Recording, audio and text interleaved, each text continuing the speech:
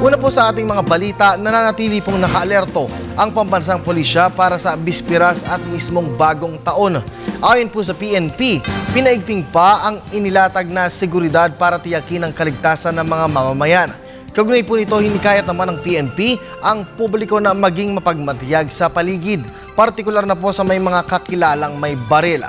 Pinayuhan din ng pulisya na kuhanan ng video ang posibleng pagpapaputok ng baril sa pagsalubong ng bagong taon. Narito pong report ni Alvin Baltazar.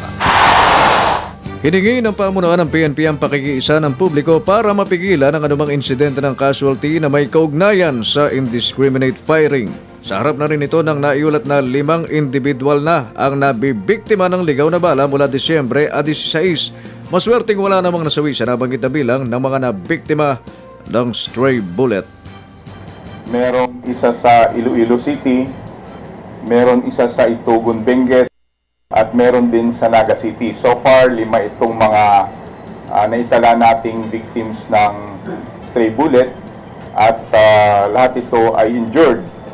Apela ng pulisya sa mamamayan, pakiramdaman ng mismong mga kapitbahay na may baril at may posibilidad na magmayabang sa mga kainuman gamit ang kanyang armas. Simpleng pitikan ng cellphone ang posibleng pagpapaputok, ibigay sa mga otoridad ang kuha upang magamit na ebidensya sa paghahabla.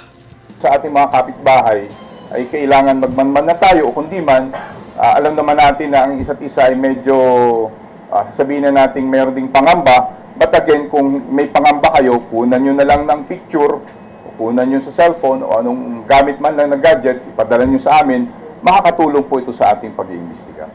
Sa tala ng Philippine National Police, hindi bababa sa 4 na po ang nabiktima ng ligaw na bala mula Disyembre 2012 hanggang January 2, 2013. Kabilang dito ang 7 taong gulang na si Stephanie Nicole Elia na tinamaan sa ulo ng bala na kanyang ikinamatay. Para sa Telebisyon ng Bayan, Alvin Baltazar.